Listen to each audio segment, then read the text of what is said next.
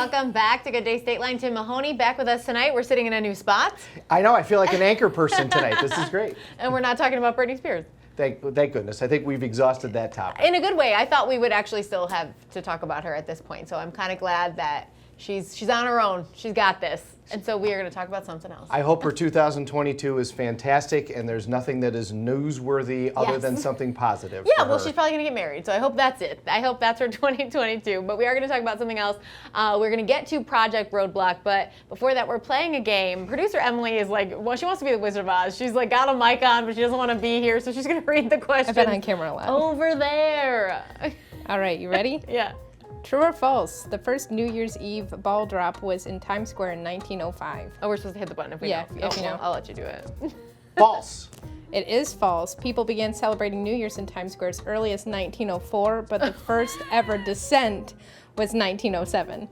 That was a real specific question. It was. That's like my dream, but also my nightmare, to be in Times Square on New Year's Eve. Well, you can do it without actually having to stay in the crowd for the entire time. My dream is to like host it. Then I have my own bathroom. Well, you're on your way. That's going to happen. Yeah. All right, well, we've put it out to the universe. We've set the intention, so that's going to happen. Years, but yeah, that's my dream. True Okay. or false? 40% of New Year's resolutions fail by February. True. It is false. About 80% of People are making the wrong resolutions. resolutions. I know. Do you make resolutions? I make resolutions, but not on New Year's Eve. Oh, okay. Well, I do a lot of Tony Robbins stuff, and Yes. so we're doing those things all the time. And, it's about committing and following. I make more like I was reading 6.5 books this year. Like, it's not like be a better person.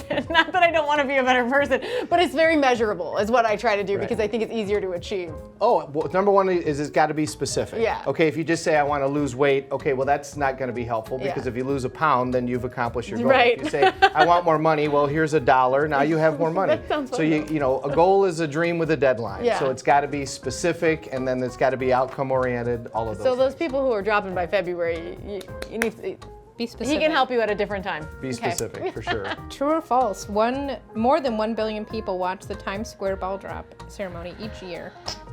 True. It is true. They either watch it in person or on TV. How many people, Emily? More than 1 billion. Good answer. We need an exact amount. I can go and count them this year if you want you're me to. good. True or false? More than 2,000 pounds of confetti is typically dropped in Times Square. True, because it said more than. That's true. Okay, good. That's how you, true or false, guessing there. More than, I think so. It's a lot of confetti. True or false? The Times Square ball has been dropped every year since 1907. I'm going to say false. It is false. Due to the World War II blackouts, Times Square remained dark in 1942 and 43. Yeah, that would make sense. It's a bummer. All right. True or false? Roughly 42% of auto accidents on New Year's Eve are alcohol related. True. That is true. Last question. Okay. True or false? DUI arrests are at their highest between Thanksgiving and the end of New Year's weekend. You gotta hit this a little harder. At the same time, true. True. It is true. And this is when you're going to talk about Project Roadblock, so tell us about it. So Project Roadblock is a nationwide assertion amongst a whole series of media personnel and people like me who are sponsoring to try to get out the word with regards to DUIs and alcohol-related wrecks and alcohol-related accidents and incidences. It's gone on for 16 years, 20 years. It's gone on for a long time. And obviously, we have had a significant impact on alcohol-related driving issues and alcohol-related wrecks. But it's something that is 100% preventable, Yes. and it's something that needs to be 100% prevented. A lot of questions are, what do I do if I get pulled over? What if I do if I do this? What if I do that? Here's the easiest answer to all of those questions. Don't drink and drive ever. And especially now with all of the ride-sharing programs that are available I probably shouldn't say them, but we all know what they are, that are available to you.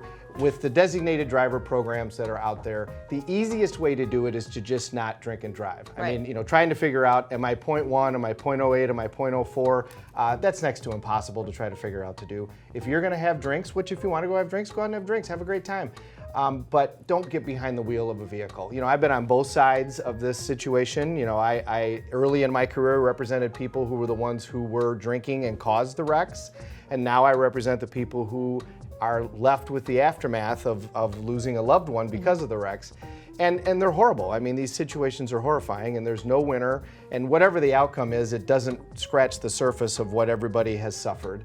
You know, the easiest way to avoid all of these is to simply never get behind the wheel of a vehicle when you've had anything to drink or anything else. Absolutely, and there's so many things we can't prevent, right? There's so many terrible things we can't prevent, but we actually can prevent this. Yeah. So don't do it. Right, that's the easiest way around it is, you know, if you need a ride, there's a million things out there that can give you rides on New Year's Eve. There's also a million people who will give you rides if you call them and ask them. The ride sharing programs, as I said, are wonderful. You know, call me. My cell phone number is on my Facebook page. I'll come get you. All right. I don't care what time of day it is. But yeah, please, it's such a terrible situation when it happens. Even if it's just a regular DUI, it's going to cost you thousands of dollars. It could impact your driving license. It's going to impact your insurance. It's going to impact your ability to get to work and to do those types of things. There's just nothing good about this. So go out, have a great time, party, have a lot of fun. Make good choices, yes. but don't get behind the wheel of a vehicle if you've had anything to drink or smoke. I think or the make good choices and the fact that we can call you anytime is extra cute because his daughter is. My daughter's in the studio today, so I wore a Katie tie. Yeah, of us all on our social media. Thanks for joining us. Happy New Year. Happy New Year to you too. Coming up next, NGDS Rockford's newest steakhouse, Prime, now open. We're making cocktails to celebrate. We'll be right back.